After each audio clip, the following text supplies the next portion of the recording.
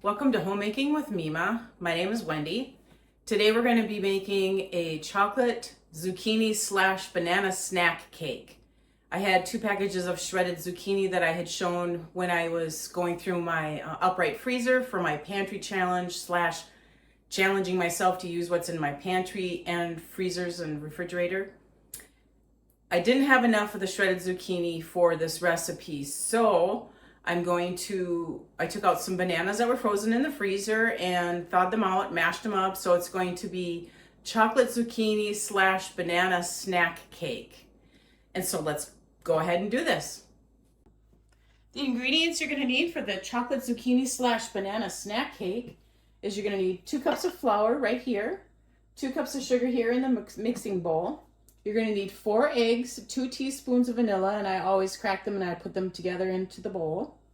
1½ sticks of melted butter, a teaspoon of baking soda, 1/2 teaspoon of salt, 2/3 cup of cocoa powder. The Hershey's cocoa powder is what I'm using here, and approximately a cup of nuts. That's probably not quite a full cup, but I'm using up whatever I had in the freezer upstairs here.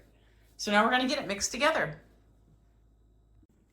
So now we're going to get this all mixed together. So I'm going to put all my wet ingredients in first. We'll put the eggs and the vanilla in first.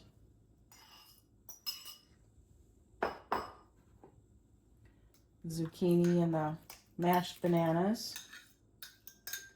I'm going to hold off with the melted butter just yet. We'll get this mixed up.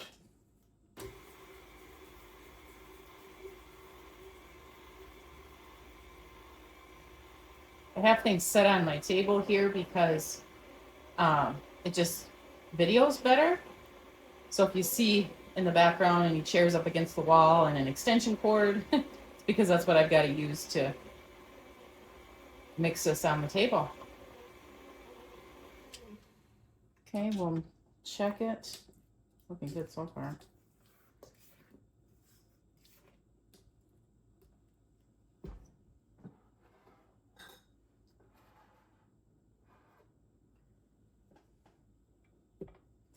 Then I'm going to put in cocoa, salt and baking powder or baking soda, flour, melted butter. If you microwave it, just let it cool down a little bit to room temperature. You don't want it hot, it'll cook your eggs. Do it on slow. I'm just going to throw it around a little bit.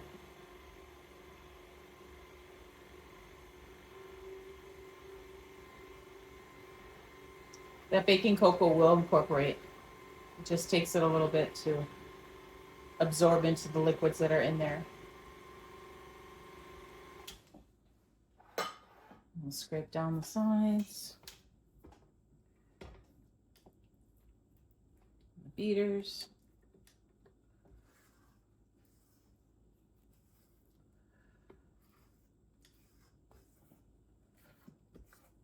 Dig at the bottom there, bring up anything that might be, which there was a chunk.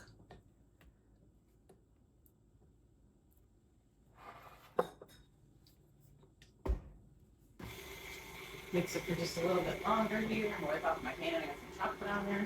It's always good to have a wash right around you. All right, and then I'm going to add the nuts. This is a really quick and easy recipe. I've made it once before, but it was quite a while ago. And I had enough zucchini then. But I'm going to substitute bananas for the cup of zucchini that I was missing. Okay, so I've got it all mixed together. I'm going to clear this off, get my pans ready, and we'll get it into the pans. Okay, I've got my table cleaned up a little bit. I'm preheating my oven to 350. And that's what these are going to cook at. I knew this was going to make a big batch. So I got these pans. I'm really not quite sure what size these are. These, I think, were purchased at the Dollar Tree. I know they're a little lower, so I feel comfortable putting it in, splitting it up and putting it into these 2 pans here. So I'm going to get them as close as I can to each other. Get about half in there.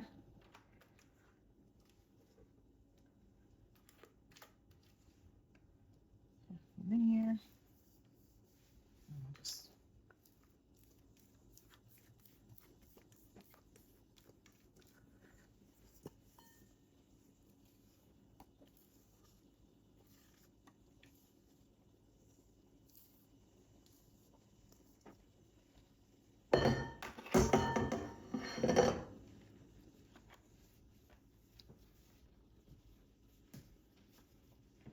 Spread it out evenly.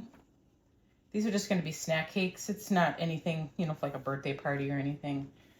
Zucchini is actually one of the best. But between that and bananas, you can make just quick snacks. These are just quick snacks. And if you have baking cocoa around, perfect. You could add chocolate chips into this. You could probably add butterscotch chips into this. All right, so I'm gonna wait for my oven to preheat and then we'll get them into the oven. They're gonna cook for, it says approximately 40 minutes, but I have 2 of them. So what I'm gonna do is set my timer for 20 minutes and then I'm gonna pull them out, turn them around, and then put them on the opposite shelves in the oven so that it can cook evenly all the way around on both of these pans here. Okay, so my oven has preheated. The little timer thing had gone off. So I'm going to put these shelves. And you notice that I have a cookie sheet supporting them. When you use the Dollar Tree foil pans, they tend to be a little bit thinner. So when you have something that's a batter like this, it tends to be very heavy. And I just don't want to have any issues in my oven. So support it on a cookie sheet. Best advice I can give you. All right, we'll set the timer for 20 minutes. Then when the timer goes off, we'll pull them out. We'll switch them on the shelves and we'll turn them around as well. Get them back in there for their other 20 minutes, or we'll see, because it is a thinner batter in those. We'll check them. And I took out my toothpicks here so that I can check the centers of them after the first 20 minutes. You get a bonus in this video. I had to open up more sugar, and I buy my sugar, you know, by the 10 pound from Walmart. I had to open up more sugar because I didn't have enough in my container that I was using, that I store it. But 10 pounds doesn't fit in that smaller container. So my advice to you, when you open up flour or sugar, if you're going to put it into containers, do it in your sink, because there's nothing worse than getting sugar all over your floor. You can't see it, you're stepping on it. Even though if you clean it up, you're still stepping on sugar granules. And flour, it just poofs everywhere. So do it in your kitchen sink, and the mess is contained. Yeah, move your faucet over so no moisture gets into it. But it's so much nicer. I'm pretty sure I can get all that in there. To do it contained, in case there's any spillage. Can't get all that in there, but I think there's just very little bit left in here, probably like a half a cup. I can get the rest of that into that other container right now. So there's a good tip for you to do when you're doing your sugars and your flours and you're putting them into other containers. Then to go along with that tip, after you've done putting your flour or your sugar into containers inside your sinks to retain the mess if you have any spillage, take your bags inside the sink and fold them up there, because otherwise if you get to your garbage, you fold it up there, especially flour, it's going to go poof all over, and you're going to have flour all over your garbage can. So that's the second part of that tip. Okay, so the timer's gone off for the first 20 minutes. So we're going to take them out of the oven, turn them around. Feels a little jiggly still. Take a toothpick. Oh yeah, that's not done yet. Definitely not done. So we're going to switch them. So the bottom one's going to go on the top, and the one that was on the top is going to go on the bottom, and I turn them around so that there's more even cooking. And this is just good practice to do when you're using both racks and you've got them both full. So I'm going to set the timer for 12 more minutes and we're gonna check it then.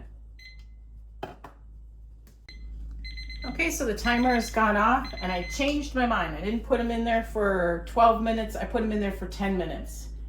And because I knew these pans weren't as deep. They are done. So we'll put them out of the oven. They look really good. Get the oven off.